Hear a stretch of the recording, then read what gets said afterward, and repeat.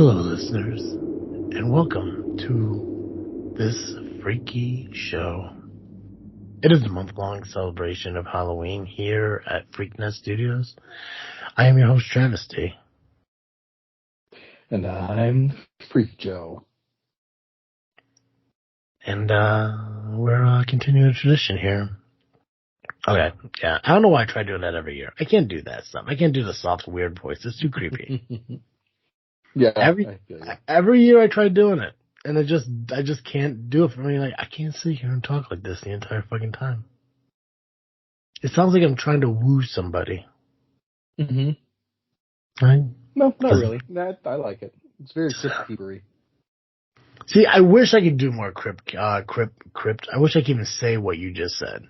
Crypt-keepery. Keepery. Yeah. See, I wish I had the ability to, like, do, like, voices and stuff. Cause I'd love to have, like, the weird, like, cackly, old kind of voice and everything.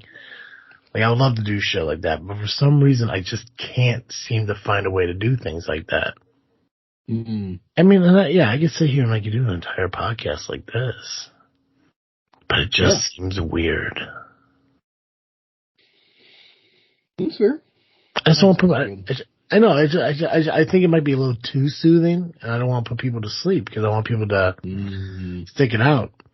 Because it's nothing too exciting. It's nothing too different than what we normally do. People know what to expect when they listen to this freaky show. We spend the entire month of October talking about Halloween and everything spooky and scary. And of course, the greatest part of it all is that the Freak Joe gets to engage us with a freaky tale. And I'm happy that we are able to inspire other people to do exactly what we're doing. Mm-hmm. So, bravo to those people. I mean, more short stories is always good. Short stories are great. You know, it's like, and I don't want to take anything away from the long stories, the novels and stuff like that. We don't take anything away from those. But short stories are more my wheelhouse. You know, I don't have to sit there and engage into an everlasting long ass fucking story, you know, that has like, you know, thousands of pages and it's fucking single space, both sides, no pictures. I mean, who the hell wants that? Right? I mean, growing up, fucking scary stories to tell in the dark. That was my bread and butter. Yeah. Those were classic. So good. So good. So, guys, obviously, the Freak Joe is here with us while Cartoon Joe takes a little break. You guys know Freak Joe from such amazing things as, this podcast. Yep. And our cemetery vlogs that released this week. The first one released from Lowell, Indiana, when we saw the cemetery out there. I can't remember. I think it's Pleasant Lake Cemetery or something like that. I can't remember the name of it off the top of my head.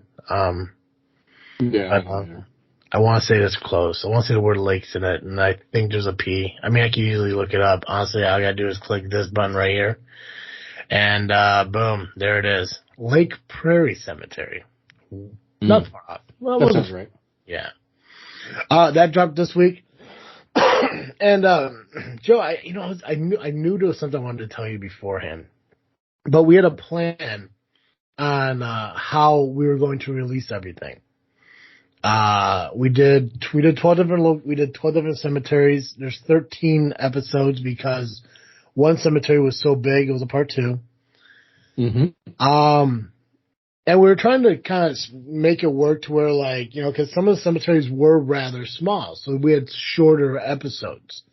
Some were rather big, and they were bigger episodes. So I wanted to sort it out to where, you know, you get like one of the shorter episodes in the middle of the week and the longer ones on both ends and everything.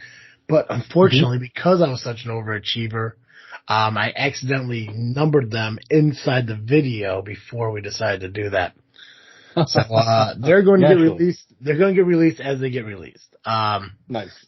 But they're all still amazing. It doesn't matter how long, how short they are. They were a lot of fun to do. You guys are going to see a different format for these videos, because I believe we mentioned in one of our recent podcasts, the audio faux pas on us. And, so we did voiceover on this one. So you get a lot more, of the video of the cemetery and not so much us. So, We did Indiana, so it was fun. It was exciting. Like I said, they're going to release every Monday, Wednesday, Friday in the month of October. One especially is going to get released on Halloween Day, which I think is probably one of the more popular cemeteries in Indiana. Definitely one of the creepiest ones. One of the ones where we kind of, I think, felt a vibe there. So, I'm excited for all of them. It's always fun to do that, and obviously it gives me time to spend with the Freak Joe, because Freak Joe really doesn't come out outside of, this freaky show, but he does it for the cemetery vlogs. So it's really cool to do that stuff. And those videos obviously are on our Freakin Studios YouTube page, so make sure you go over there, subscribe, hit the notification bell, and check those out as they're being released. And also the vlogs we did in 2020 at the Illinois cemeteries are also available there too. So make sure you check those out. We're going to talk a little bit about Halloween movies. I think that's going to be the topic of this episode for this freaky show. Before I do, I just want to remind you all that this episode of this freaking show is brought to you by CarterComics.com. That's right, guys. It's the one-stop shop for all your comic needs. Whether you're looking for graded or raw, whatever kind of collection you got, Carter Comics has it for you. And I know you're thinking, they don't got every comic I want. Well, there's a good chance they do, because they got thousands of titles in inventory. They got so many titles, they don't even have everything listed yet, because they keep adding more and more as we go through. So make sure you check out their website at CarterComics.com, or you can check out one of their 4 eBay accounts, which are listed on their homepage at CarterComics.com.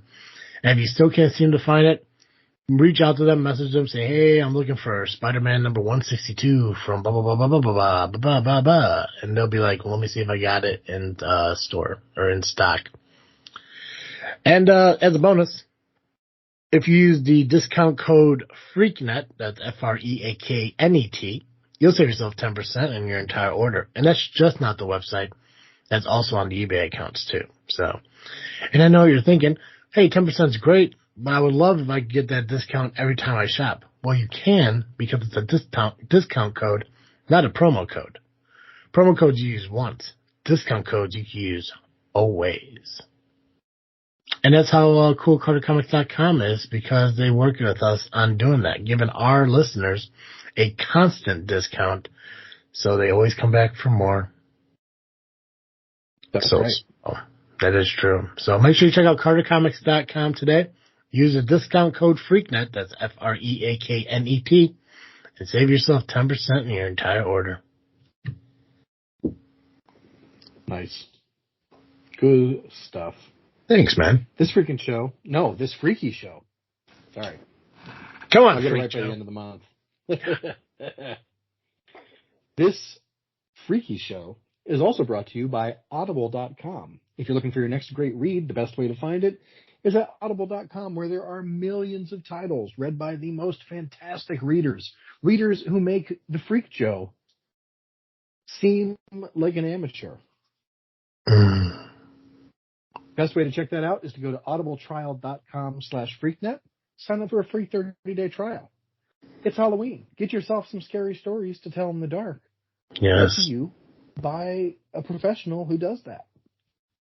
Head over to audibletrial.com/freaknet. Get that free credit.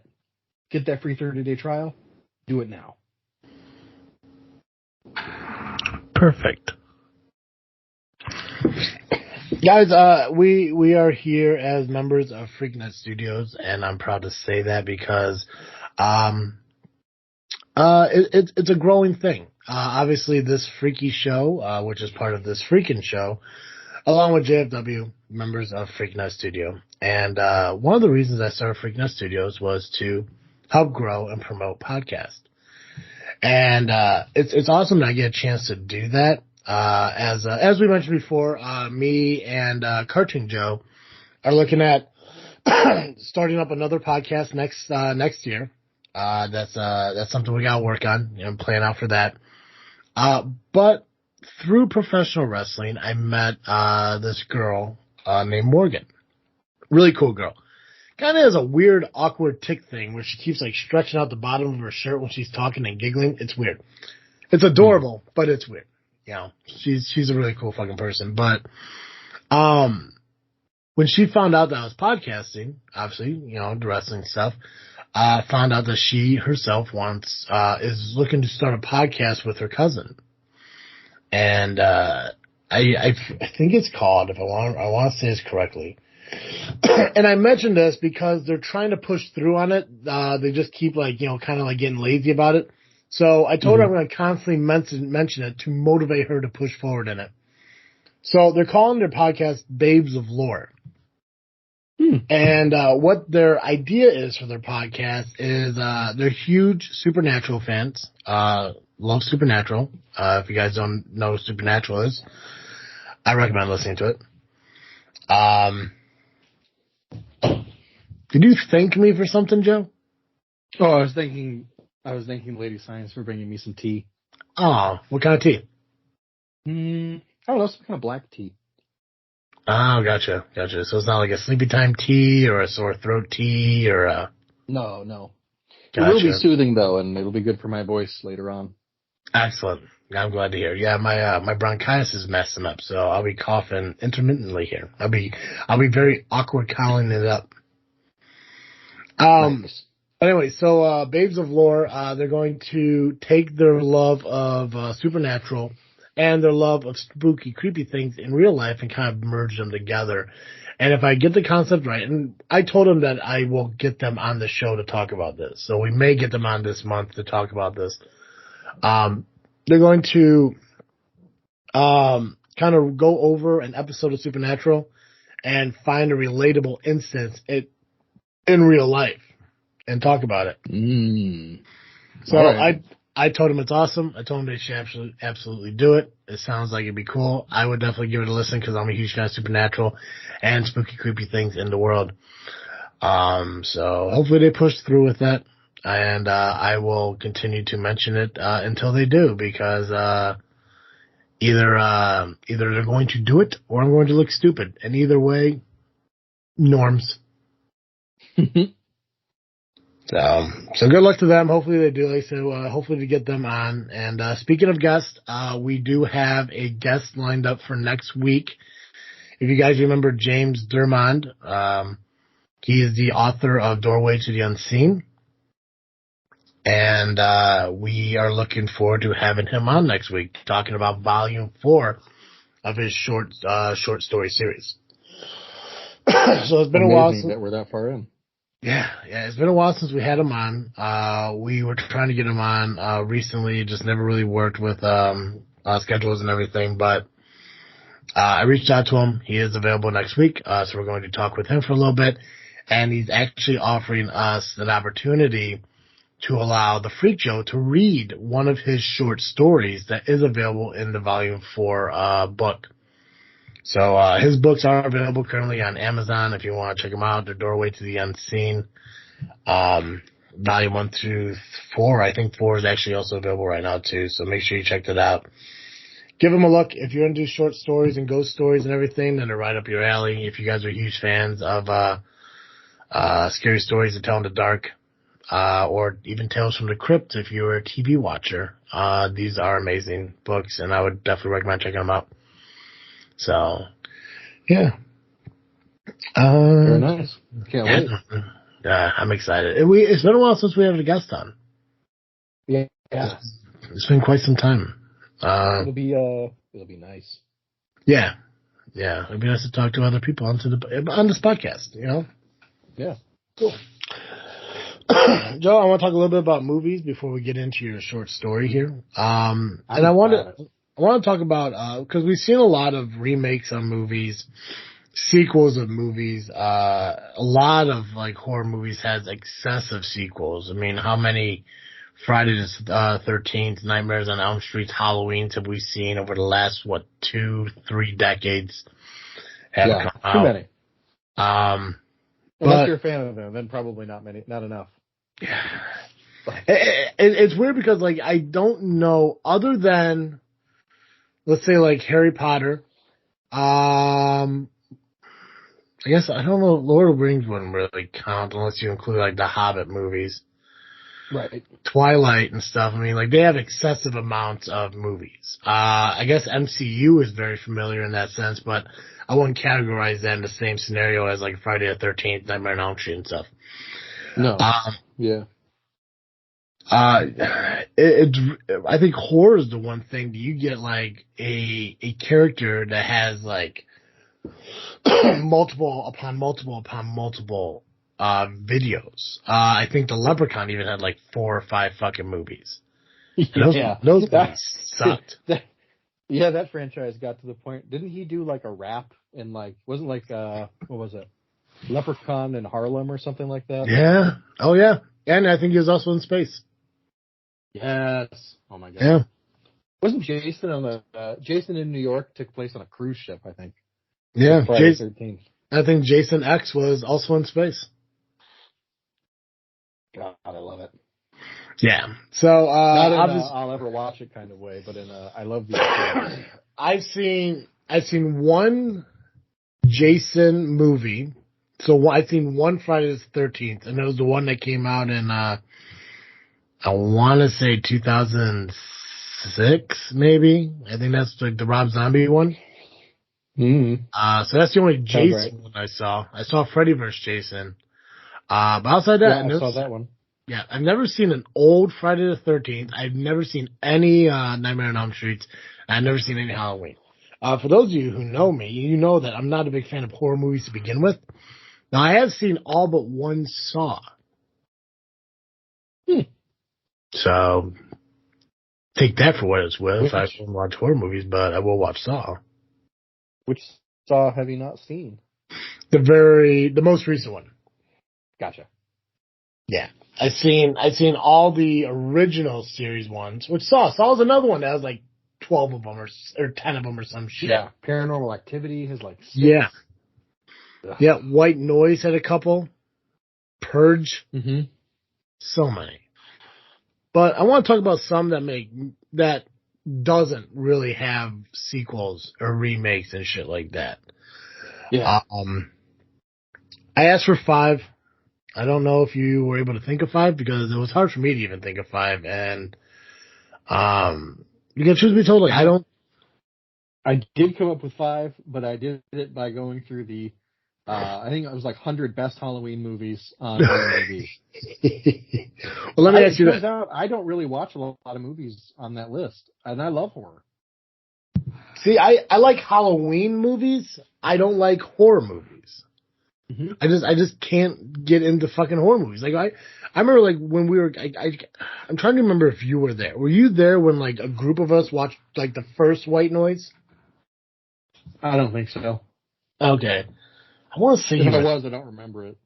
I could have sworn you were there because it was like you, me, Houston and Michael, I think were there. Ashley, Sherry, Derek, one of Sherry's friends. Maybe it was Rachel or Hannah. I think they were there. I want to say you were there. For some reason, I remember you being there. But okay, well, anyways. I don't remember what the fuck I was going with that. Oh, I don't know. I'm sorry. No, it's okay. You should have just said yes. Yep. But yeah, no, I wanted to focus on some of the movies that haven't gotten sequels and shit like that, or remakes. One of the ones that I thought of was obviously Beetlejuice, but the sequel that has been talked about so much, I think that's actually happened, so that won't count. Mm-hmm. But give me one on your list. Let me hear. Give me one. Let me see where you're at. Maybe I don't know if we double down on them or not. So sure. One I would love to see a remake of is Something Wicked This Way Comes. Never heard of the original. Yeah. It's a really old movie. I gotta double check what year it was made in. But it's a really, I mean, it's a good movie. It's about well, I shouldn't say it's a good movie. I've never seen it, but Rick and Morty did a spoof of it, in one of the seasons. And, basically the concept is the devil comes to town and he can give you whatever you want, but, there's like an ironic price you have to pay for getting it. So like one woman gets a cream that makes her beautiful, but it also makes her blind. Oh, okay. And so like the ironic twist is she's beautiful, but she can't see herself and appreciate her beauty. Gotcha. Yeah, 1983. So not that old. but old enough that I could see it getting a remake, and it would be pretty good right now. Okay. Yeah. I'm on board with that. I'm on board with that. My first one that I would love to see a remake of, is a cartoon. It's an animated movie called Halloween Tree, and I know I've talked about that several times. Oh yeah. All right. Would you But want it as an animated feature again? I want live action. I would love a live action version of it. Gotcha. I think because you still kind of want to keep the childlike presence of it. I don't know if live action would kind of take that away, because in my mind, I'm thinking, okay, if you do live action, it's almost going to become like Stranger Things feeling. Like I think because of the cartoon, and if you guys haven't seen Halloween Tree, watch it. I think because it's a cartoon, it kind of keeps you out of like the spooky, creepy, like shock factor of what it could be if it was live action. Because I think in live action, it would make it more like too real. Seeing real people go through what they went through. I mean, you're talking about a movie where a kid is dying and his soul is in a pumpkin and his ghost steals the pumpkin and flees. More than that, the movie is kind of based on talking about the history of Halloween and everything, which is also really cool. But the premise of it is for them to find their friend's spirit who is running off with their friend's soul inside the pumpkin. Obviously, they meet an old dude. I don't know why I keep saying obviously. If you didn't see the movie, I have no idea what the fuck I'm talking about. But the pumpkin grows on a pumpkin tree, the Halloween tree. That's why they call it that. In the yard of this old man, and the old man kind of leads him through and teaches him the story and history of Halloween and stuff. So I'll have a remake of that. It's not so much a sequel kind of thing. You can't really make a sequel of it, just because it'd be the same fucking story. But a remake where it was live action would be pretty cool. Or if they didn't do live action, probably something along the lines of, like Corpse Bride, Nightmare Before Christmas, kind of like that. Ooh, yeah. Like like that. Claymation or stop motion? Yeah, something like that. I think that would make it like a little bit cooler. Yeah. Yeah. What's the next one on your list? Next one on my list is The Lost Boys. Oh shit, yeah. Yeah, nice urban fantasy with vampires. Mm-hmm. I don't know if I'd want that to be I think I'd want it to be a sequel. I feel like I like the idea that it takes place in the same the same world, but decades later, like an updated time period with different characters. Yeah. Okay. Yeah, which I guess I don't know if that would make it a sequel or a remake, but I lean towards sequel. Or maybe sequel, not a sequel in the sense of like it has the shared characters or something, but a sequel kind of like how a lot of the other horror movies we've mentioned tonight, like it's the same monsters, right? Yeah. So even if it's like different character monsters, it's still the same monsters. You know, honestly, and like I don't understand how like horror movies got away from like the classic monsters. Because like when you look at like vampires and shit nowadays, I mean like people associate that more with like fucking Twilight than they do with like Van Helsing or Dracula and stuff like that. But right. I don't know the last time there was a movie made with the Frankenstein monster. You know, or right. like a legit werewolf that again wasn't fucking Twilight, you know? Right, or Teen Wolf. Like that. Yeah. My next one's a little bit different, and I guess I should apologize up front because I came up with a concept that kind of got away from the rules that I gave in this, but I mentioned Nightmare Before Christmas. Yeah. So I would love to see a unified universe where Nightmare Before Christmas and Corpse Bride, Frankenweenie, and Coraline were all together. Ooh, all right. And like some kind of like haunted fucking like town together. Yeah. I would love to see something like that, just because like I know, well, obviously, I think 3 of those were Tim Burton, right? Mm-hmm. I didn't think so. Coraline, I know Yeah. wasn't Tim Burton. That was somebody else. But Coraline Right. reminds me of the other shit. Right. Yeah. Well, because it's that stop motion. Yeah. So I would love to see something like where they're like together in like a universe or some shit. Yeah, I'm into that. Yeah. That's actually a pretty good. My third one was a sequel to The Nightmare Before Christmas. Would it still But be I'm not Christmas sure. related? What's that? Would it still be Christmas related? I'm not sure. I don't think so because I'm not sure that would make sense. But I do feel like Santa would have to make an appearance as a friend of Jack Skellington's somehow. I'll buy that. I think yeah. But I'm not. I don't think. I mean, I don't think he would steal Christmas again or try to. But I'm not sure what he'd do. I really like the characters a lot, and it would be fun to see them doing other things. And I don't know what I want, but I got you. No, I mean, I want it. I mean, like, I was never a big fan of Nightmare Before Christmas. Like, when I was younger, I just couldn't find myself getting into it. I just really couldn't. Like, I don't know if it was the stop motion aspect of the movie or not, but I just couldn't fucking do it. I did watch it, I want to say maybe 3 years ago, and it was alright. It wasn't as bad as I remember it being. But I don't see myself really going back and like saying like, okay, this is gonna be like an annual fucking movie for me and shit, like Halloween Tree is. But yeah, if I definitely had like a family, that's every couple of years for me for sure. Yeah. I got you. Next one for me is not so much a movie, but I would love for them to revive Tales from the Crypt. Ooh, all right. Right, and if you guys don't know what Tales from the Crypt is, just think Goosebumps, but not for children. Right. Yeah. Oh, I'm into that. Those were really fucking. I know they came back with it not too long ago, but it was like for a really brief time. Like I think it was only like one of those like I don't know. It was like not HBO Max, but like Discovery. It was on some kind of like streaming thing or like some premium channel. So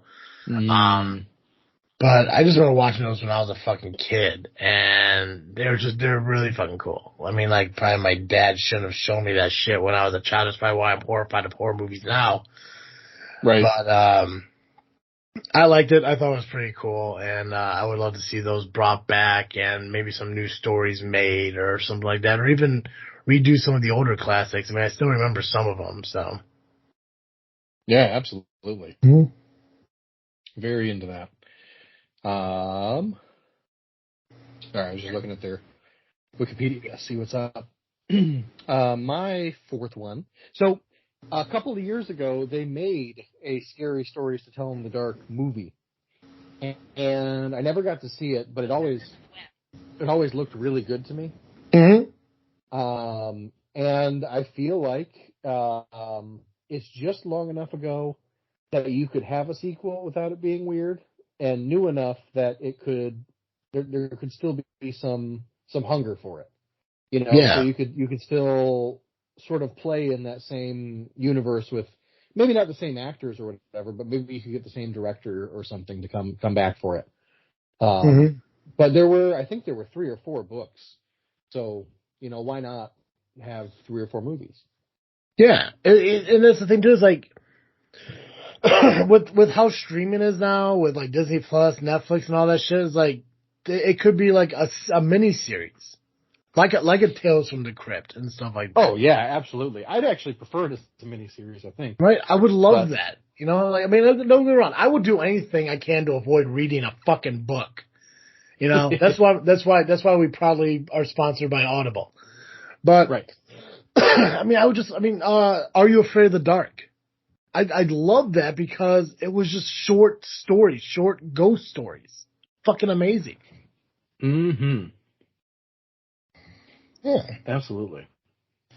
So my fourth one, which it has to be a remake. I don't know who I would use to remake it though. But there was another movie from way back in the day, and it has to do with like the Frankenstein monster. It's called Abbott and Costello Meet Frankenstein. Oh yeah. I love that movie. It's on my list of movies to buy one day if I remember it while I'm scrolling through Amazon. But it's comedy duo. It's Three Stooges, Laurel and Hardy. It's just like that, but it's the next generation of that. You had the Three Stooges, and then you had Laurel and Hardy, then you had Abbott and Costello, and the movie was based on the fact that they're working at a museum, and they get a package, and Frankenstein's monster's in there. Dracula brings Frankenstein's monster back to life, and it's all the Wolfman's in it. Lon Chaney, the fucking Wolfman's in it. The Invisible Man makes an appearance at the end. Pun intended. Awesome. It's a great fucking movie. And I think it could work nowadays. Like, I think you can find the same kind of humor they had in there. I don't know who. I mean, honestly, like, if I had to throw two people out there, just because I watched 21 Jump Street recently, but Channing Tatum and Jonah Hill, I think would just be incredible if you want to get more of a youth fucking like look at it in that aspect. Yep, but it's just a comedy duo of, like, you know, the guy who thinks he's smart and always right, and then his dopey fucking friend. Yeah, I would do Middleditch and Schwartz. I'm trying to remember their real names. I know Ben Schwartz is Thomas Middleditch, and Ben Schwartz would be fantastic as well. They have a comedy series on Netflix called Middleditch and Schwartz, where they're sort of a modern Abbott and Costello in a way, in that they get on stage and they do a comedy routine that's just the two of them, and it's totally improvised, and it's a really fun concept. And I feel like that they're kind of today's Abbott and Costello. Oh, nice. Yeah, I could see that working too. But I also really like Channing Tatum and Jonah Hill. That's a really good call. Right. It's just because, like, you want to find you gotta find those people that, like, I mean, like, it's supposed to be a spooky movie, but it's a comedy. You know, and you just want to find those people who can put off that comedy look. I don't know the people you're talking about, but I'm definitely gonna have to look them up now. But I mean, because I would love to see somebody who's not mainstream fucking do it. Yeah, because have you seen Parks and Recreation? Yeah. Ben Schwartz plays Tom's really annoying friend. Oh God, perfect.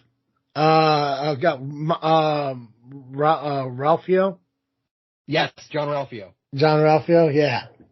Yeah, and then Thomas Middleditch is, I think he's the main character, if you've ever seen, which I haven't, so, you know, whatever. Silicon Valley is what I think he's most famous for. Yeah, no, I've never seen that, no, but I know the other guy, and I'm on board with that. I do like that guy.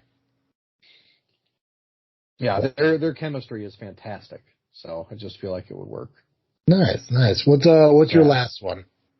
My last one is David Cronenberg's Scanners.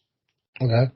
The concept is that there are, you know, at the time that the original movie was made in the 80s, there were like 4 billion people on the planet. 237 of them were quote unquote scanners.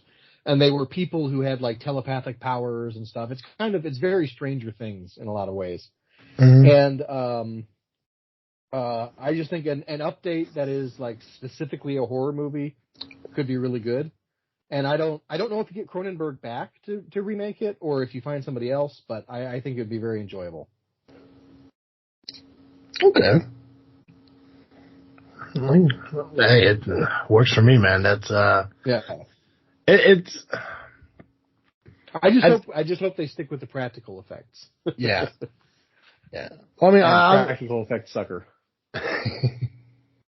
Practical effects, my guy. All right, so my last one. So they have done interpretations of like the Headless Horseman and Sleepy Hollow and stuff like that. Mm-hmm. There was an animated one, not, you know, years ago, 90s and shit like that. Yeah. It was kind of dorky-ish. I think there was a talking frog in it. I think Or so. a singing frog going like, here kebab. Yeah. Was it Ichabod, Mr. Toad? Yeah, there we go. Yeah. And then I know they did Sleepy Hollow with Johnny Depp, later on. It's either like late 90s, early 2000s, something like that. Oh, yeah. All right. I forgot about that. But I want like a legit Sleepy Hollow, like movie. I know, and I think they even did some kind of TV show where Ichabod Crane came to the future and shit, and he was a detective or something, or helping out the detectives or something like that. Yeah. So there's interpretations of it, but I would just love for him to remake one that focuses on the origin story of the Headless Horseman from where he became the Headless Horseman, you know, to the point where like Ichabod became involved in the Sleepy Hollow folklore. Yeah. And honestly, like, I wouldn't mind it being like an animated one because I think Halloween cartoons are pretty cool. I mean, I think to this day, like, when people think like, you know, childhood Hollywood or Halloween movies in childhood, Great Pumpkin is probably one of the biggest ones that come to people's minds. Oh, for sure. But you don't touch Charlie Brown. You don't remake Charlie Brown. You don't do that. No. So I think if they found a way to make a more legit story out of Sleepy Hollow and made it animated, I think it'd be more enjoyable to watch. It doesn't have to be live action. It doesn't have to be real people. If they did the animation, I think it would still get across. But I want it to be a story. Like, perfect example. Okay, so you know the Disney version of Hercules? Yeah. Okay, you know the other animated Hercules movies, like Hercules and Xena? Oh, I forgot about them, but yes. Like it's still animated, but it's more like rigid drawings and more adult-like, and they got the fucking, Titans and shit. Yeah. If they drew it like that, I think it'd be really fucking sweet. Mm-hmm. Yeah, more of a darker colored fucking cartoon, not the animated Hercules that we see on Disney, but the other one where it's like somebody like stenciled out an actual person. His body is scaled and proportionate and shit like that. Absolutely. I think that'd be pretty cool.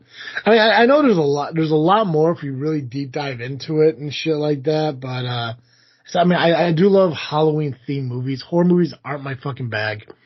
But Halloween themed movies I enjoy. But I mean, I think I have a holiday movie for my two favorite holidays, which is Halloween and Christmas. And so Halloween I watch The Christmas Tree, and then Christmas I watch Holiday Inn. So those will never change. But I do want to try watching more movies. And I remember before it was like ABC Family, now it's Freeform.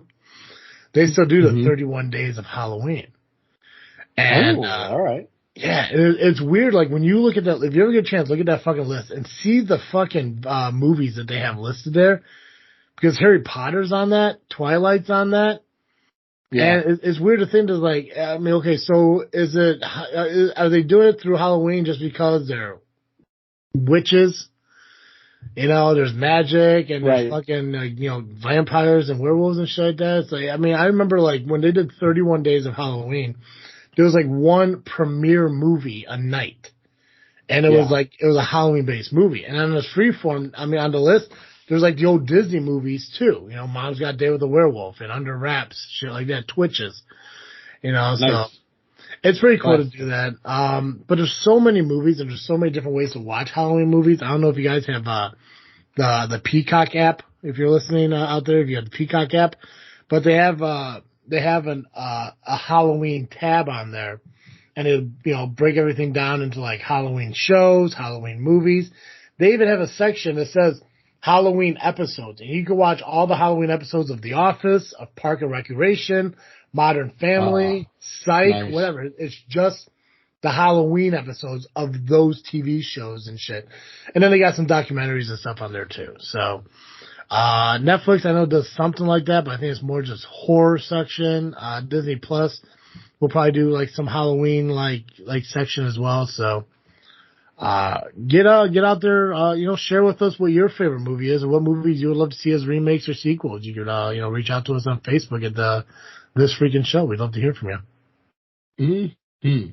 So, Freak Joe, this is your moment. This is your time. I'm going to mute, myself, from this point and, allow everyone to enjoy your docile tones as you bring them the first freaky tale of 2022. Mm-hmm. All right. Excuse me. The Damned Thing by Ambrose Bierce. By the light of a tallow candle, which had been placed on one end of a rough table, a man was reading something written in a book. It was an old account book, greatly worn, and the writing was not, apparently, very legible, for the man sometimes held the page close to the flame of the candle to get a stronger light upon it. The shadow of the book would then throw into obscurity a half of the room, darkening a number of faces and figures, for besides the reader, 8 other men were present. 7 of them sat against the rough log walls, silent and motionless, and the room, being small, not very far from the table. By extending an arm, any one of them could have touched the 8th man, who lay on the table, face upward, partly covered by a sheet, his arms at his sides. He was dead. The man with the book was not reading aloud, and no one spoke. All seemed to be waiting for something to occur. The dead man only was without expectation. From the blank darkness, outside came in. Through the aperture that served for a window, all the ever unfamiliar noises of night in the wilderness, the long, nameless note of a distant coyote, the stilly, pulsing trill of tireless insects in the trees, strange cries of night birds, so different from those of the birds of day, the drone of great blundering beetles, and all the mysterious chorus of small sounds that seemed always to have been but half heard, when they have suddenly ceased, as if conscious of an indiscretion. But nothing of all this was noted in that company. Its members were not overmuch addicted to idle interest in matters of no practical importance. That was obvious in every line of their rugged faces, obvious even in the dim light of the single candle. They were evidently men of the vicinity, farmers and woodsmen. The person reading was a trifle different. One would have said of him that he was of the world, worldly, albeit there was that in his attire which attested a certain fellowship with the organisms of his environment. His coat would hardly have passed muster in San Francisco.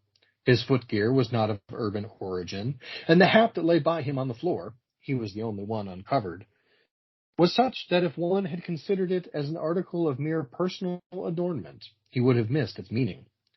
In countenance, the man was rather prepossessing, with just a hint of sternness, though that he may have assumed or cultivated as appropriate to one in authority. For he was a coroner. It was by virtue of his office that he had taken possession of the book in which he was reading. It had been found among the dead men's effects, in his cabin, where the inquest was now taking place. When the coroner had finished reading, he put the book into his breast pocket. At that moment, the door was pushed open, and a young man entered. He, clearly, was not of mountain birth and breeding. He was clad as those who dwell in cities. His clothing was dusty, however, as from travel. He had, in fact, been riding hard to attend the inquest. The coroner nodded. No one else greeted him. "We have waited for you," said the coroner. "It is necessary to have done with this business tonight." The young man smiled. "I am sorry to have kept you," he said. "I went away, not to evade your summons, but to post to my newspaper an account of what I suppose I am called back to relate." The coroner smiled. "The account that you posted to your newspaper," he said, "differs probably from that which you will give here under oath." "That," replied the other, rather hotly and with a visible flush, "is as you choose. I used manifold paper and have a copy of what I sent. It was not written as news, for it is incredible, but as fiction. It may go as part of my testimony under oath. But you say it is incredible. That is nothing to you, sir, if I also swear that it is true. The coroner was apparently not greatly affected by the young man's manifest resentment. He was silent for some moments, his eyes upon the floor. The men about the sides of the cabin talked in whispers, but seldom withdrew their gaze from the face of the corpse. Presently, the coroner lifted his eyes and said, "We will resume the inquest." The men removed their hats. The witness was sworn. "What is your name?" the coroner asked. "William Harker." "Age?"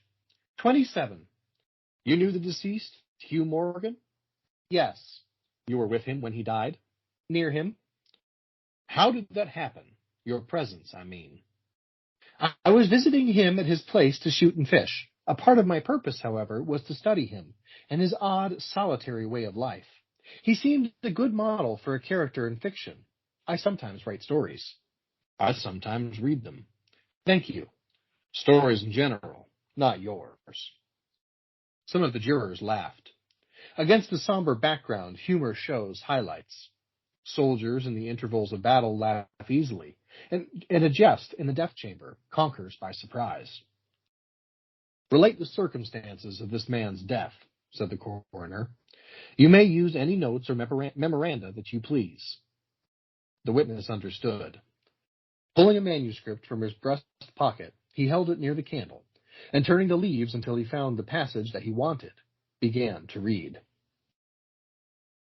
The sun had hardly risen when we left the house. We were looking for quail, each with a shotgun, but we had only one dog.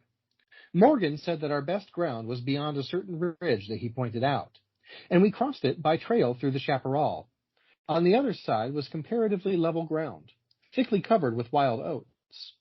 As we emerged from the chaparral, Morgan was but a few yards in advance. Suddenly, we heard at a little distance to our right, and partly in front, a noise as of some animal thrashing about in the bushes, which we could see were violently agitated.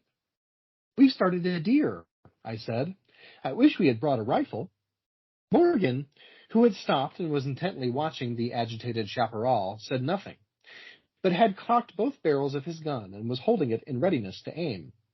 I thought him a trifle excited, which surprised me, for he had a reputation for exceptional coolness, even in moments of sudden and imminent peril. "Oh, come," I said. "You're not going to fill up a deer with quail shot, are you?" Still, he did not reply, but catching a sight of his face as he turned it slightly toward me, I was struck by the pallor of it. Then I understood that we had serious business on hand, and my first conjecture was that we had jumped a grizzly. I advanced to Morgan's side, cocking my piece as I moved. The bushes were now quiet, and the sounds had ceased, but Morgan was as attentive to the place as before. "What is it? What the devil is it?" I asked. "That damned thing," he replied without turning his head. His voice was husky and unnatural. He trembled visibly.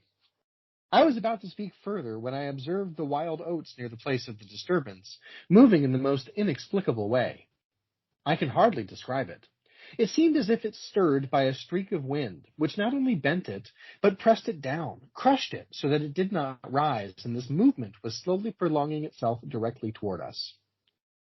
Nothing that I had ever seen had affected me so strangely as this unfamiliar and unaccountable phenomenon, yet I am unable to recall any sense of fear. I remember, and tell it here because, singularly enough, I recollected it then, that once, in looking carelessly out of an open window, I momentarily mistook a small tree close at hand for one of a group of larger trees at a little distance away. It looked the same size as the others, but, being more distinctly and sharply defined in mass and details, seemed out of harmony with them. It was a mere falsification of the law of aerial perspective, but it startled, almost terrified me. We so rely upon the orderly operation of familiar natural laws that any seeming suspension of them is noted as a menace to our safety, a warning of unthinkable calamity. So now, the apparently causeless movement of the herbage and the slow, undeviating approach of the line of disturbance were distinctly disquieting. My companion appeared actually frightened, and I could hardly credit my senses when I saw him suddenly throw his gun to his shoulders and fire both barrels at the agitated grass. Before the smoke of the discharge had cleared away, I heard a loud, savage cry, a scream like that of a wild animal, and, flinging his gun upon the ground, Morgan sprang away and ran swiftly from the spot. At the same instant, I was thrown violently to the ground by the impact of something unseen in the smoke. Some soft, heavy substance that seemed thrown against me with great force. Before I could get upon my feet and recover my gun, which seemed to have been struck from my hands, I heard Morgan crying out as if in mortal agony, and mingling with his cries were such hoarse, savage sounds as one hears from fighting dogs. Inexpressibly terrified, I struggled to my feet and looked in the direction of Morgan's retreat, and may heaven in mercy spare me from another sight like that. At a distance of less than 30 yards was my friend, down upon one knee, his head thrown back at a frightful angle, hatless, his long hair in disorder, and his whole body in violent movement from side to side, backward and forward. His right arm was lifted and seemed to lack the hand. At least, I could see none. The other arm was invisible. At times, as my memory now reports this extraordinary scene, I could discern but a part of his body. It was as if he had been partly blotted out. I cannot otherwise express it. Then a shifting of his position would bring it all into view again. All this must have occurred within a few seconds. Yet in that time, Morgan assumed all the postures of a determined wrestler, vanquished by superior weight and strength. I saw nothing but him, and him not always distinctly. During the entire incident, his shouts and curses were heard as if through an enveloping roar of such sounds of rage and fury as I had never heard from the throat of man or brute. For a moment only I stood irresolute. Then, throwing down my gun, I ran forward to my friend's assistance.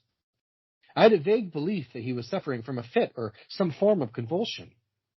Before I could reach his side, he was down and quiet.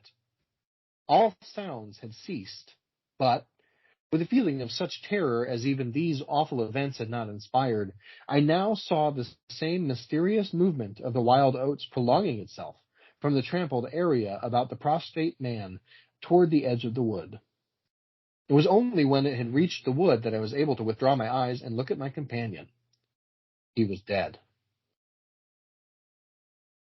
The coroner rose from his seat and stood beside the dead man. Lifting an edge of the sheet, he pulled it away, exposing the entire body, altogether naked and showing in the candlelight a clay-like yellow. It had, however, broad maculations of bluish black, obviously caused by ecravasated blood from contusions.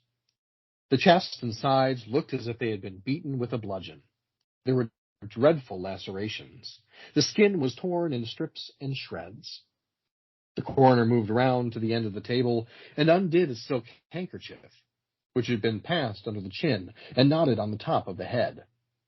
When the handkerchief was drawn away, it exposed what had been the throat. Some of the jurors who had risen to get a better view repented their curiosity and turned away their faces. Witness Harker went to the open window and leaned out across the sill, faint and sick.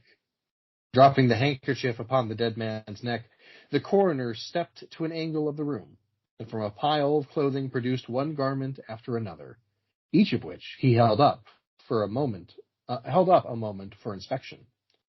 All were torn and stiff with blood. The jurors did not make a closer inspection. They seemed rather uninterested. They had, in truth, seen all this before, the only thing that was new to them being Harker's testimony. "Gentlemen," the coroner said, "we have no more evidence, I think. Your duty has been already explained to you. If there is nothing you wish to ask, you may go outside and consider your verdict." The foreman rose, a tall, bearded man of 60, coarsely clad. "I should like to ask one question, Mr. Coroner," he said. "What asylum did this your last witness escape from?" "Mr. Harker," said the coroner, gravely and tranquilly, "from what asylum did you last escape?" Harker flushed crimson again, but said nothing, and 7 jurors rose and solemnly filed out of the cabin. "If you have done insulting me, sir," said Harker, as soon as he and the officer were left alone with the dead man, "I suppose I am at liberty to go?" "Yes." Harker started to leave, but paused, with his hand on the door latch. The habit of his profession was strong in him, stronger than his sense of personal dignity. He turned about and said, "The book that you have there, I recognize it as Morgan's diary. You seemed greatly interested in it. You read in it while I was testifying. May I see it? The public would like—" "The book will cut no figure in this matter," replied the official, slipping it into his coat pocket. "All the entries in it were made before the writer's death." As Harker passed out of the house, the jury re-entered, and stood about the table on which the now covered corpse showed under the sheet with a sharp definition. The foreman seated himself near the candle, produced from his breast pocket a pencil and scrap of paper, and wrote rather laboriously the following verdict, which, with various degrees of effort, all signed. "We, the jury, do find that the remains come to their death at the hands of a mountain lion, but some of us thinks, all the same, they had fits." In the diary of the late Hugh Morgan are certain interesting entries having, possibly, a scientific value as suggestions. At the inquest upon his body, the book was not put in evidence. Possibly the coroner thought it not worth while to confuse the jury. The date of the first of the entries mentioned cannot be ascertained. The upper part of the leaf is torn away. The part of the entry remaining is as follows. Would run in a half circle, keeping his head turned always toward the center, and again he would stand still, barking furiously. At last he ran away into the bush as fast as he could go. I thought at first that he had gone mad, but on returning to the house found no other alteration in his manner than what was obviously due to fear of punishment. Can a dog see with his nose? Do odors impress some olfactory center with the images of the thing emitting them? September 2nd. Looking at the stars last night as they rose above the crest of the ridge east of the house, I observed them successively disappear from left to right. Each was eclipsed but an instant, and only a few at the same time. But along the entire length of the ridge, all that were within a degree or two of the crest were blotted out. It was as if something had passed along between me and them, but I could not see it, and the stars were not thick enough to define its outline. Ugh, I don't like this. Several weeks' entries are missing, 3 leaves being torn from the book. September 27th. It has been about here again. I find evidences of its presence every day. I watched again all of last night on the same cover, gun in hand, double charged with buckshot. In the morning, the fresh footprints were there as before. Yet I would have sworn that I did not sleep. Indeed, I hardly sleep at all. It is terrible, insupportable. If these amazing experiences are real, I shall go mad. If they are fanciful, I am mad already. October 3rd. I shall not go. It shall not drive me away. No, this is my house, my land. God hates a coward. October 5th. I can stand it no longer. I have invited Harker to pass a few weeks with me. He has a level head. I can judge from his manner if he thinks me mad. October 7th. I have the solution of the problem. It came to me last night, suddenly, as by revelation. How simple, how terribly simple. There are sounds that we cannot hear. At either end of the scale are notes that stir no chord of that imperfect instrument, the human ear. They are too high or too grave. I have observed a flock of blackbirds occupying an entire treetop, the tops of several trees, and all in full song. Suddenly, in a moment, at absolutely the same instant, all spring into the air and fly away. How? They could not see one another. Whole treetops intervened. At no point could a leader have been visible to all. There must have been a signal of warning or command, high and shrill above the din, but by me unheard. I have observed, too, the same simultaneous flight when all were silent, among not only blackbirds but other birds, quail, for example, widely separated by bushes. even on opposite sides of a hill. It is known to seamen that a school of whales basking or sporting on the surface of the ocean miles apart, with the convexity of the earth between them, will sometimes dive at the same instant, all gone out of sight in a moment. The signal has been sounded, too grave for the ear of the sailor at the masthead and his comrades on the deck, who nevertheless feel its vibrations in the ship, as the stones of a cathedral are stirred by the bass of the organ. As with sounds, so with colors. At each end of the solar spectrum, the chemist can detect the presence of what are known as actinic rays. They represent colors, integral colors in the composition of light, which we are unable to discern. The human eye is an imperfect instrument. Its range is but a few octaves of the real chromatic scale. I am not mad. There are colors that we cannot see. And God help me, the damned thing is of such a color. The end. Every year, Joe, you impress me with your storytelling. It's fucking magical. Hey, it's my pleasure. And that's a good story too. I know I think that author was one of our short stories from last year. I think you're right. The last name sounds really familiar. Mm-hmm. The story was familiar to me. It was a good one. I'm glad we started with it. Yeah. Oh, fuck yeah. Yeah. Like I mentioned, obviously Joe's going to be doing Freaky Tales over the course of October. We got James Derman's story next week. Obviously, we're going to do an Edgar Allan Poe, as is tradition here on this Freaky show. And then we got one more, I believe. Mm-hmm. The Yellow Wallpaper. Yellow Wallpaper. So, super excited. I love doing this series on our podcast. I love how it became a tradition, and we're sticking with it. But you know what I'm most excited for, Joe? What's that? To know what you're freaking thinking about. Oh boy, what am I freaking thinking about this week? I am freaking thinking about. Honestly, I'm just excited to be in this month again. Yeah. I'm excited that the cemetery videos are going out. I'm excited to be reading short stories. Mm-hmm. I think that's what I'm freaking thinking about today. Nice. This week. Yeah. What about you? What are you freaking thinking about? You know what? It sounds like a cop out, but honestly, it's the same thing for me. I was a little nervous on how the videos would turn out with the voiceovers, but they don't seem that bad. I think they turned out really good. And honestly, it reminds me of the trip we took in July when we did them, which I had a blast doing. So, just getting everything set up for this month as far as what stories you're going to be able to read, getting the videos, set up to be released throughout the month, getting James Derman set up to come on here. That's been a primary focus. Another thing is the karma thing, but I can't quite talk about that yet. Yeah. But when I do. I can't wait. I'm very excited. Yeah. That's probably more of a November thing. Yeah.